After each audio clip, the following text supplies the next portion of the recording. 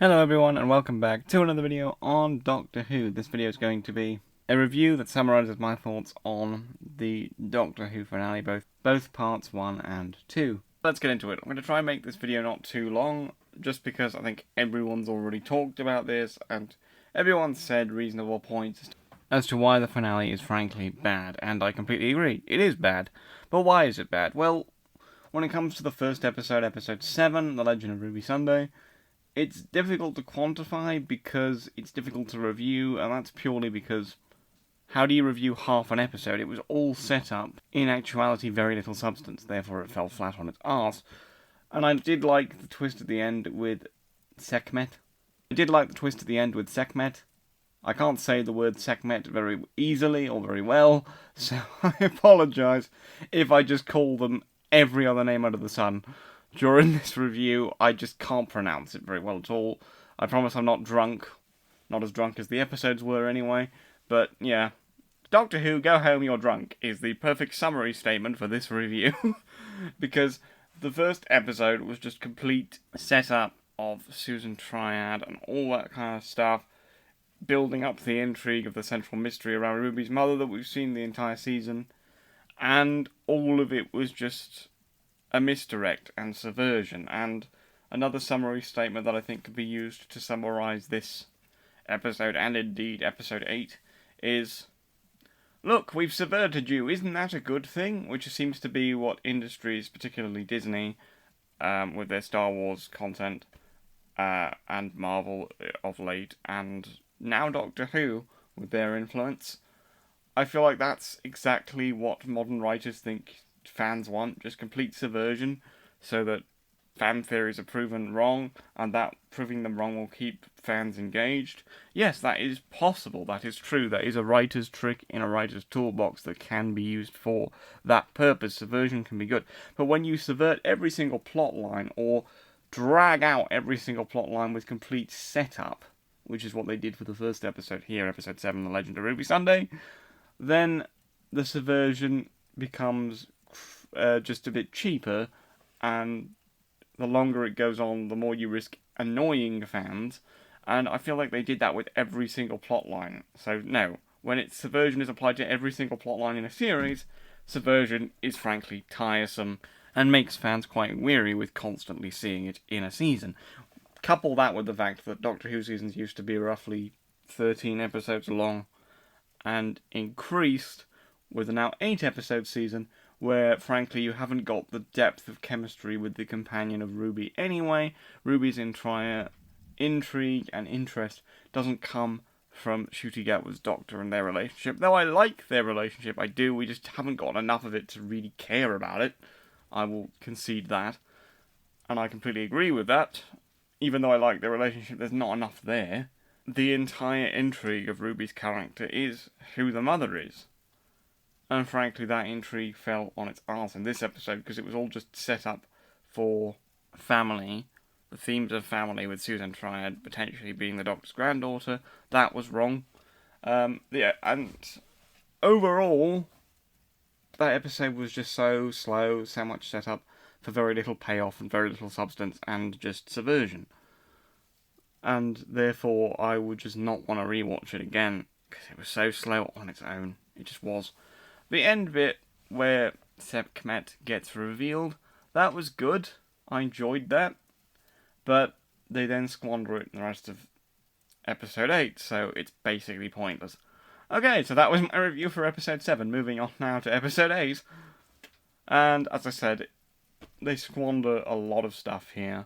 And I literally sat watching it with a friend, and every time I spotted something stupid, I was just like, oh, why does that work like that? That doesn't make sense. Anyway, moving on, because it was just kind of hopefully this gets explained later, but in true Doctor Who fashion, whenever the word's explained later, or even around a conversation, it never does. But in this case, it was a bad way, because it just showed bad writing, not continuing of a reference from the Doctor saying it. But anyway, let's get to the point. Why do they squander so much here? Sekhmet basically erases many, many timelines, many, many planets through TARDIS travel, and has hitched a ride on the back of the TARDIS for about 40 years, which means that Captain Jack that scene is no longer cool, it's just hilarious, and oh god, there's so many memes that have come from that, it's fucking funny. But that's the only thing that's good about this episode, is the memes that have come from it, but that's not for a good reason. What you get just isn't good, and it's too big scaled too early.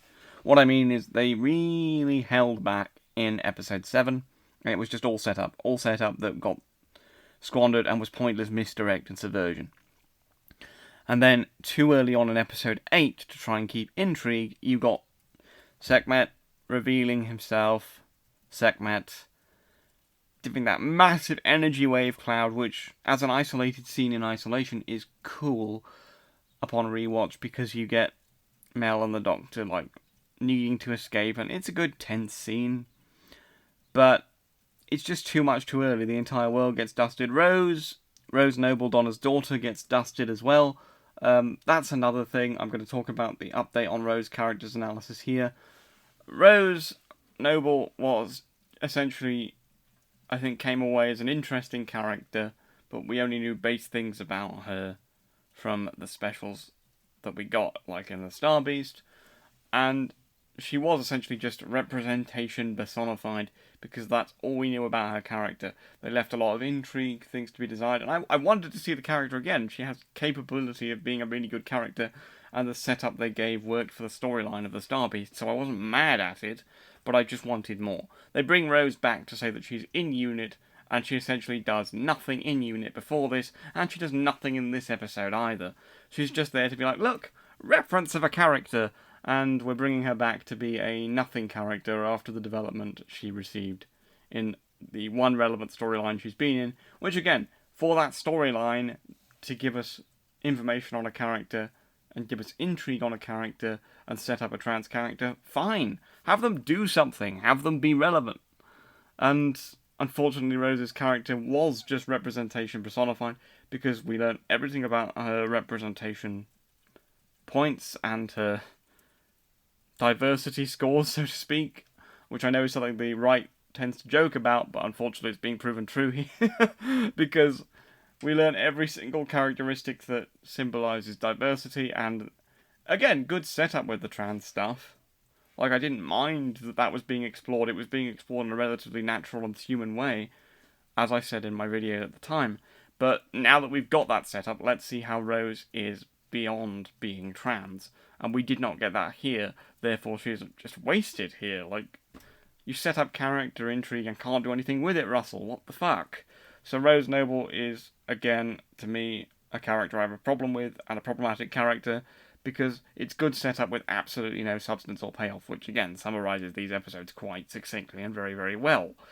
So anyway, that's enough on Rose Noble, let's get to the point of it. So everyone gets erased. Rose, Ruby's mum, Mrs. Flood and Cherry, which don't even get me started on the ridiculousness of that scene, because Mrs. Flood was being like all mysterious and we all want things that are never going to happen, dearie, and everything's going really, really badly, and then they're hugging each other and everyone's just happy when they're back, which again, I'll get to the fucking logic leaps and mental mathematics it took to get everyone back. But why on earth is Mrs. Flood hugging Cherry like she didn't just threaten her life and the lives of the people on the planet and scare her half to death just because she asked for a cup of tea? Because that's what happened. And if I was Cherry, I'd be hightailing it out that fucking bed. Like, and we know she can get out of bed, she's just tired. But she can get out of bed. I would be fucking hightailing it out of that bed. What the fuck? That was a terribly structured continuation of scenes. Russell, what were you doing there, mate? Anyway, moving on, much like I said in the episode itself, moving on to what I was talking about, which was the whole dust wave thing. Again, cool scene in construction with the Mel and the Doctor. Bad execution, because it just shoots your load too early, and you know immediately when this happens, as a Doctor Who fan, oh, everything isn't going to mean anything. Maybe we'll have one significant character death, which I wouldn't really hate it for. But probably not, because we're all going to have everything reversed anyway, just like we did with the Season 3 finale with Martha, which this borrows heavily from. The difference is, actually, with the Season 3 finale, though there were a lot of logic leaps and a lot of jumps that I'm like, okay, a bit dumb. Like, the Doctor had Jedi powers by hacking into a psychic network thing, but at least that was set up. And though it was a bit like, okay, a bit dumb, I kind of still like it because I'm more engaged with Jack, Martha, and the Doctor's story at this point. there hasn't been enough engagement with these characters in 8 episodes for me to care about the logic leaps and forgive them. I can't forgive them because they are dumb. They are even dumber than the ones in Season 3, because to me it makes sense with the Paradox Machine being able to reverse things in Season 3. This just gets reversed because Sekhmet strikes the timeline and then everyone's souls that were dust is no longer dust. And this doesn't even make any fucking sense. So, anyway. Oh, I'm sorry, I'm just angry at this episode. So, anyway, Sekhmet's Dust Wave. Yes, good scene in execution, good to see from a cinematic perspective. Bad in execution for the plot purposes, because you know that everything's going to get reversed. Then you have the ultimate terrible evolution of this scene with the Doctor's memory TARDIS thing, which I think is based on the TARDIS from Tales of the TARDIS spin-off series, where we have old Doctors and old companions talk about their adventures in their, obviously, older actors' forms. And that's getting older actors back and the Tales of the TARDIS thing. I've not been that interested in it, but bits of it I liked. So the whole memory TARDIS thing being based off that, trying to see how a TARDIS like this could exist, makes sense, but also doesn't make sense, because now there's just a memory TARDIS. And there's just too many TARDISes in Doctor Who. We've got fucking Clara and me running around somewhere. We've got Tennant's Doctor up for the road, which, by the way, Rose Noble just got dusted. Where the fuck were you? And we've got the Doctor's TARDIS, and there's another one floating around somewhere. I've forgotten. Then the memory TARDIS. So it's just so dumb. Too many TARDISes. You need to fix that one, Russell. Continuity's all over the fucking shop. But anyway, so now there's a memory TARDIS outside unit by the end of this, which I think fell apart when the time window got smashed because logic. But that's not explained in the episode. Again, that's just filling in the blanks with headcanon, which I think is a lot of this episode. So we get Sekhmet running around and destroying everything, which leads to the ultimate conclusion of the Doctor's reaction to the destruction of, like, every planet on Earth that he's ever visited. Every planet on Earth? That doesn't make sense. Every planet in the universe that he's ever visited with the TARDIS over 40 years, which, again, raises questions as to how... It explains one thing in that Sekhmet becomes a god, and then raises questions a whole other way in that Sekhmet's evolution of becoming a god, but he's been on the TARDIS too long. Why would it take him this long to absorb Artron energy and the Doctor's experience to plant Susan around the place? It would have made so much more sense, and I know other YouTubers have said this, so I'm not claiming credit for this theory. I'm agreeing with them, however. It would have made so much more sense for it to be like Flux, where that wave distortion that the Vision created, which was, by the way, still a terrible storyline and don't watch it, but where the distortion wave was created and disrupted the universe for a time and loads of planets kind of died, couldn't you then say, oh, that broke down the barriers of the universe, and that's when Sekhmet was able to finally attach onto the TARDIS without being detected, and it took him from Flux to now to get to this point of power? It would raise less questions and disrupt Doctor Who canon of 40 years, much less if they'd done it this way. In that they had him attached during Flux. It would still be a bit of a cop-out, but it would work well enough that I'd be like, okay, Russell, you're doing what you did before, you're trying to recontextualise Flux and make it better, which I suppose you kind of have to, now that such a big event is in Doctor Who, so I'd kind of forgive it more if he did that. But that's not what we get. No, he's been on the TARDIS for 40 years, and the TARDIS has cloister bell alarms for dangerous temporal anomalies and really, really dangerous shit in Alien Origin. Why the fuck wouldn't that go off? It raises so many questions. The meme of Jack saying, hello, I'm Jack Harkness, while flying through the time stream on Sekhmet's face, and Sekhmet going, help, help. It's really funny. But it's also, again, shows how many questions that raises. Oh, it's so dumb. Anyway, so Sekhmet's a god because of TARDIS bullshit, and the TARDIS is evil now. Yay. And Sekhmet's destroyed the universe. We get that reaction, which was so bad. Like, Russell, why did you write it like this? It was literally just Ncuti Gatwa screaming into a void of CGI bullshit. And I'm not blaming Ncuti Gatwa here. Again, he's a good actor. I don't have a problem with that. But literally just being told to scream. I miss the quiet, ageless god stuff we got with the Doctor. Like, think back to Stolen Earth, right? I think it was Stolen Earth, when you finally see Davros is behind all this, and he reaches out to the TARDIS scream. The Doctor thinks it's Rose, it ends up being Davros, and the Doctor actually ends up being a bit frightened that his old enemy is back. And Donna comforts him and says, "We're in the TARDIS, we're safe, now tell me, what are we going to do?" The Doctor has a bit of an emotional moment until the phone signal comes up, and then all hell breaks loose from there, and that plotline is great. I watch it again and again and again. That's beside the point. What I'm trying to point out here is the quieter yet still emotional, ageless god form of the Doctor, where he says things like, "I'm so old now, I used to have so much mercy," and you really felt the weight of the whole, at that point, like 906 plus years that David Tennant's Doctor had. Now, I know that David Tennant's Doctor and Shooting Outwards Doctor being acted by different people, but they're still the Doctor, same software, different case, same software, different face, as they talked about in the 50th anniversary special, for instance. So the emotional reactions can be different. And as we've seen with Shooting Outwards Doctor being more emotional and frankly crying pretty much every episode, which is a bit overkill, but they've shown different emotional ranges between these iterations of the Doctor, which is fine, but in a moment like this, screaming into a void of CGI nothingness and just absolutely losing your shit. Yes, it's emotional, but you are the Doctor, the one that has to keep his head to be a healer, a wise man, a helper, a doctor. You can't do that. Sorry, I'm remembering when Ribber said the word for healer and wise man, what will the name of the Doctor come to mean? That's where I got that from. But that's the point. What will the name of the Doctor come to mean if you're just screaming into a void? Emotional twit.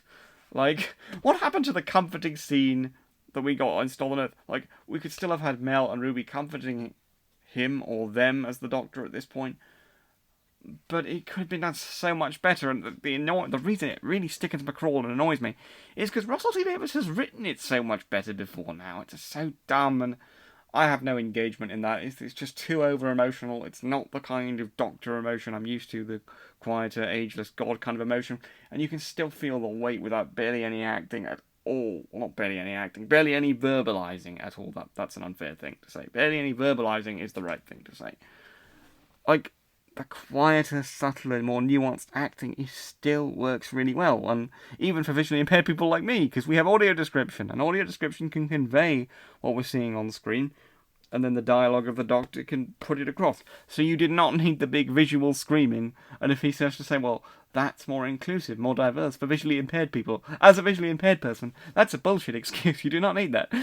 That's not what Russell's saying, but I'm just putting that in the firing line in case anyone tries to comment that. So yeah, that whole scene of the world's getting destroyed, the point being, was fucking bollocks. And absolutely just made me go, this is not the Doctor, this is not how the Doctor reacts. And maybe it is how the new Doctor reacts, but I'm really not here for it. And again, I don't blame Gatwa. He's just acting his arse off and trying to polish a turd of writing, basically. So anyway, we get that inevitable conclusion. Then, again, they try and borrow heavily from plot dynamics of Season 3's finale, as you can definitely tell as Russell wrote both of them. Unfortunately, he seems to have dwindled as a writer since then, because though Season 3's finale was difficult and had some issues, this definitely had more issues for me, because before with Season 3's finale, you had time skip and then seeing how humans were reduced and scared and Martha travelling around the world. You saw the impact of the immeasurable amount of loss the world felt. This is just too immeasurable to even show the impact. And you could say, well, a good writer should be able to show the impact well. Yes, a good writer should, so why the fuck didn't Russell? He just showed people screaming into a void, and then apparently, planets are destabilizing, but the Doctor's still walking on one. And then they had a good scene with some woman who's forgotten her baby's died because memory itself is dying. But that scene went on so long, I just completely lost engagement and interest.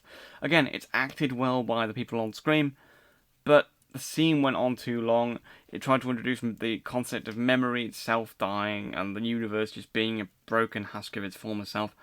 But it just reached too far, exceeded its own grasp, and went on too long, and I was completely out of the scene, out of the loop, and not giving a shit. Just, it does not flow well. These two episodes do not flow well. The first episode, fine. if the setup worked. Unfortunately, the setup didn't work, therefore the first episode, as in episode 7, is retrospectively a load of useless bullshit. And this just continues the bullshit. Then you go on to an even more ridiculous logic leap. So anyway, moving on to the next ridiculous logic leap of going to the timeline of Roger Ap Williams after the time window stuff was involved in everything. And that involves jumping to a parallel universe to use a DNA database to find Ruby's mum. Which, if she was an alien being that couldn't be traced on anything previously, wouldn't any kind of DNA database of human origin have caused that anyway? But anyways, so we're skipping past that logic leap based on what was set up because it's later blown to bits. So they go to a parallel universe timeline of Roger Ap Williams from the 73 Yards episode, which, by the way, sideline here, 73 Yards is now bollocks, doesn't work as a self-contained narrative, and doesn't work as a continued narrative because they still leave unanswered questions while going to this timeline, and the Doctor still knows who Roger Ap Williams is in this timeline, because it seems like a parallel timeline, not full-on future, because the future was prevented in this timeline by Ruby's meddling and bootstrap paradox / closed loop paradox. I'm not quite sure which paradox they were going for. The point is it doesn't work anymore, because they don't explain anything, they don't answer any questions, and if it was a closed loop paradox, the Doctor shouldn't really remember what Roger Ap Williams is, and shouldn't be able to because he didn't step on anything, therefore not releasing the magical thing of Mad Jack into the universe. But apparently in a parallel timeline, Mad Jack is a thing, the Doctor knows about it, and instead of helping that timeline, he just goes there for his own ends, and they just go there because they wish to. Which, by the way, bollocks to any of Russell T Davies' old lore and balks the old lore up, because wasn't it a point in Rose's run where they went to another Earth and it was like, it used to be that way because the Time Lords used to supervise everything, go to another universe, back in time for tea. It's not that way anymore because they're gone and I have to carry the burden and I can't be that powerful by myself. And then they were stuck there for 24 hours. The Doctor had to give up, I think it was like 10 years of his life to even give them a chance to get out, and the whole parallel universe thing was even more deeply ingrained into Rose's character, because she was in a different universe, in Bad Wolf Bay, and the Doctor lost her, and he couldn't go back and see her, and that was a big emotional plot point, but apparently now, with the universe dying, we can just sod that, we're going to other timelines, because time window bullshit thing, and again, timey-wimey bullshit you can forgive if the plot's good. This plot isn't good, it's all over the place, and you've made me think about loads of different plot lines that you've been setting up with Subversion, therefore the Subversion means those plot lines lead to nothing in this season. Therefore I'm thinking hyper about what's going on in the plot because you've encouraged me to, and this plot falls on its arse. Anyway, ignoring the old lore because there is no lore anymore because Russell's balked his own lore and previous lore so hard with these episodes, ignoring all that and going back to the fact that they somehow get to this dimension. They use a DNA database, assuming all that can work without absolutely being pointless. And without balking the law, which it does, but assuming all of that can work without balking the law, which again, it balks the law, but I'm going to keep on about it because it fucking irritates me. But balked law aside, that happens. Could you not consider that in a parallel universe where Ruby's mum's DNA could end up on a database through a forced legal thing, how do we know Ruby is born to the same mother in this universe? How do we know Ruby even exists in this universe? There are so many fucking problems with that. It's like, well, Ruby does, because Ruby was in that timeline. No, that was a parallel timeline which he then balked. That was a parallel timeline which he then stopped, and the Doctor wasn't even fully aware of who Roger Ap Williams was, even though he was aware that stepping on the circle would have been bad and would have released a mystical force into the universe. That's how I interpreted that episode, but then again, the logic of 73 Yards, through this episode and as a single episode because nothing got explained, is now so balked that it becomes the worst episode of this season for me, so I retract anything good I said about it. Again, good setup with destroyed by subversion and very little continued substance because none of it's explained. We don't know how Ruby could have done the whole fear thing and made everyone run away. We don't know why they would have sent unit packing. We don't know anything because Russell doesn't know anything, and we will never get answers to that. So that's just a plot line that you're like, it's a good episode in isolation. Yes, but you're not making just one episode, Russell, you're making a season. And if you say that, and if you make a point of going back to that timeline in whatever timey-wimey way you want to, answering some questions to keep fan engagement should have been what you did, but you didn't do that. Anyway, so ignoring the complete contrived amount of logic and massive leaps you would need to take for that to even work and be Ruby's mother correctly, which by the end of the episode, spoilers, it ends up being Ruby's mum. Oh, I hate the logic of this episode so much. Anyway, so then you find out that somehow Sekhmet being god-level powerful, which I can sort of forgive, but can't forgive because the logic leaps in this episode are so much, so I'm going to keep harping on about every single logic leap because it's bollocks. Then you find out that Sekhmet's intrigue is Ruby's mother. That's why he's keeping the timeline preserved where he is in unit with the evil TARDIS. Which looked interesting, but again, very little substance is actually given to it. He's keeping them alive in isolation, in preservation of time bubbles or something, using Moffat's error logic. But again, this was me filling in with headcanon as to how this could even work. So nothing really gets explained in this episode, and that's just one massive downfall. But anyway, so he's keeping he's keeping the timeline alive purely so that he can find out what Ruby's mum is, because he's that confused by her as a god of the universe, and a god that may or may not have something to do with the Pantheon of Discord. At this point, I don't know if they do or don't. But there we are. So, Sekhmet, as an evolved god that's travelled through time endlessly into infinitum, is confused by a human woman. Doesn't make sense, does it? No, it's fucking balked. Again, the lore is balked so much in this episode, it's completely and utterly fucked. But moving on to that's the logic of why he would do that. So a human woman is that intriguing to him.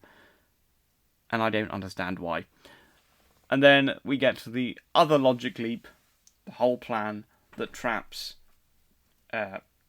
Sekhmet as the Lord of Death. So we get to Sekhmet being trapped by having a weird Egyptian collar thing on him, which at one point the Doctor sees the Egyptian stuff through the time window, and a white archaeologist, as in a British archaeologist being white, exploring Egyptology and mistakenly thinking that the alien Sekhmet was a god. Or Sekhmet was the god, sorry, the Sutek. I've been saying that wrong the entire review. Oh, I'm so fucking sorry.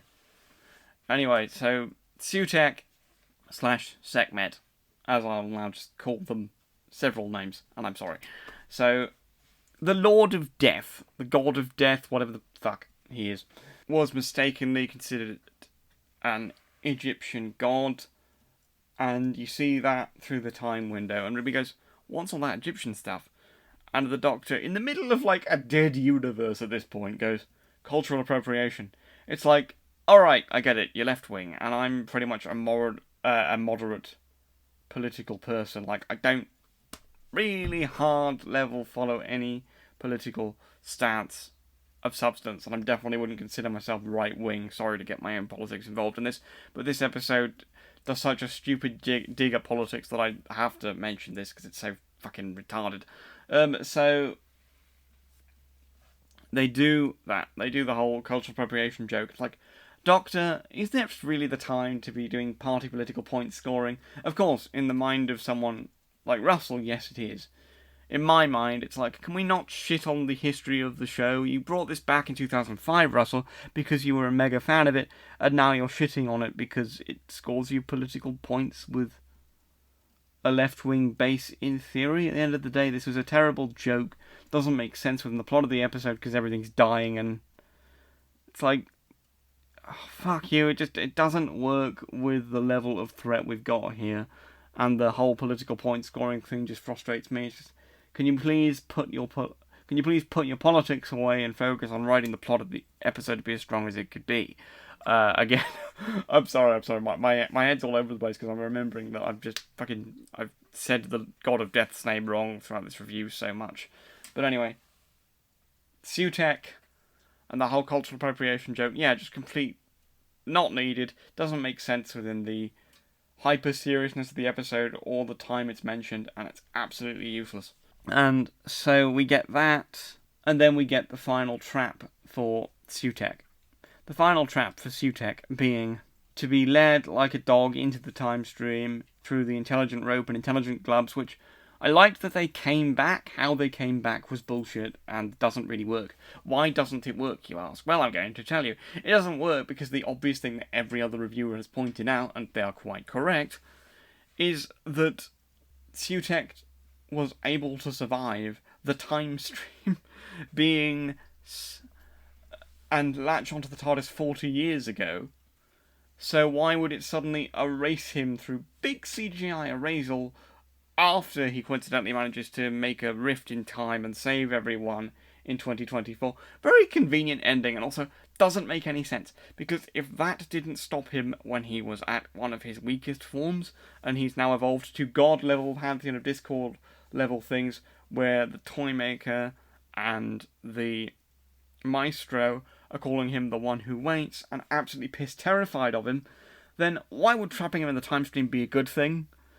And it apparently just erases him because it kills him. You see it disintegrate him in energy in big CGI disintegration. Yay!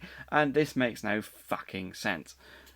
This plan doesn't make sense, and that's purely because Russell, as a writer, couldn't think of a way to end this. Therefore, sod the referencing, sod the bringing something back from 50 years ago, sod the admittedly cool move that they got the same voice actor to voice him at the age of 91 and his voice acting was phenomenal. Hats off to the guy voicing him, hats off to the acting from everyone in this episode, but the plot was bollocks. I am fucking sorry. And then you get even more of a thing of disappointment when everyone comes back. So even good character deaths, like, say, Kate's character death of signing off, if that had been remained permanent, at least there would have been an impact. But no, you get everyone coming back, and then they're all having tea as if they didn't all just die, and then they make a joke about Susan Triad being terrible at making tea, and then you get the whole Ruby plotline of, your mother was just an average person, she was pointing at the sign to name you. Who's she doing that for? Who's she indicating that for? There's nobody there. You don't know they're going to find the CCTV tape, or anyone's going to take a particular interest in it. And how would they interpret you're pointing at a sign to be you're naming your daughter? Oh, it's just so dumb, and apparently Russell did it intentionally and has said in an interview since, according to things I've seen, this was to try and point out the flaws in the Rise of Skywalker plotline where they say, oh, your parents were no one, and the whole thing with Rey throughout that trilogy of your parents were no one. No, you were important, you're Palpatine's granddaughter and all that. That was referencing that and how he would have done it to make the plotline better. Russell, you didn't make the plotline better, you made your central plotline meaningless and mean nothing. Apparently also in interviews, which you wouldn't know if you weren't following every single interview, and I've been following the behind the scenes stuff, I didn't know this. Maybe that makes me an idiot, I don't know. But said that he wasn't going to explain what Mrs. Flood was until future things, so we had things running in the background. And it's like, Russell, just admit you don't know what Mrs. Flood is going to be. You have no idea. Apparently in episode 6 of the next season, we're going to find out things about Mrs. Flood, and he's alleged that he's planned this out from beginning to end. And episode 6 of the next season is a big one, so I will be particularly paying attention when I review that one. But yeah, this is just so bad. Because everything ended up just being, look, subversion. And when every plotline is subversion, engagement goes out the fucking window for fans, or at least it fucking does for me. And then you don't find out about Mrs. Flood. I'm at this point where I no longer care what Mrs. Flood is. And everything you do find out is just so dull. And there's so many logic leaps, as I've already talked about, where you just sort of, and as I said when I watched the episode, I was just going, okay, that's dumb for reasons I've explained here. Moving on. And then, okay, that's dumb. Moving on. Okay, that's dumb. Moving on. And as I've done in this review, just completely deconstructing it because it's fucking stupid. So, yeah, I did not like this episode as finale. There was good setup, but ended up being very little substance between the two episodes. And there were good scenes in isolation, which end up being absolutely screwed, and fuck with the lore so much, both this season and in these episodes. I mean, we started off with a butterfly compensation switch, which genuinely made me and a friend want to cry, as I said during that review video, because it just balks paradoxes, time travel, river song. It balks so much, just that alone. And then the lore is basically pointless now, and then even the stuff Russell set up in his own run, he's contradicted with 73 yards and parallel timelines, and it doesn't make any sense, and 73 yards is now effectively absolutely shit, and the shittest episode of the season for me, with this being a close bloody second, as in these two episodes are tied, because you can't really review them separately, in my opinion, because they just link together so well and fall apart so well at the same time. Oh god, these episodes are bad. Just bad. This finale is bad. Russell, I love you, mate, because you brought Doctor Who back, but oh, I really hope your next season is good. And I will point out that I'm still a fan of the show in general, so I will be continuing to do Doctor Who reviews for the new season. I think my plan going forward is to do the next season of reviews, because Russell claims that questions that were unanswered, such as Mrs. Flood, will be answered really, really well and really, really satisfactorily in Season 2. So I'll take a break from doing Doctor Who videos until Season 2 premieres. And then, if people want me to, I'll do reviews on older episodes from 2005 onwards, because I'm not going all the way back to the 60s, because never ever finish, and I'll be like 92 and probably in my deathbed still doing Doctor Who reviews. So yeah, let's not do that. So yeah, this was my very rant-filled and a negative review of this finale, which I think can be summed up with this sentence, which will now be the title of this video: Doctor Who, go home, you're drunk. Because it just felt like this was written by a drunk person that no longer cared about any of the lore, whether that be his own that he set up in 2005, or his own that he set up in this season, which completely destroys previous lore and raises way more questions than it answers. This finale as a structured finale is absolutely terrible. Probably the worst finale I've watched of Doctor Who of the new era. I don't know what you guys think, but comment below and let me know. That's the end of this very depressing video. You can go now.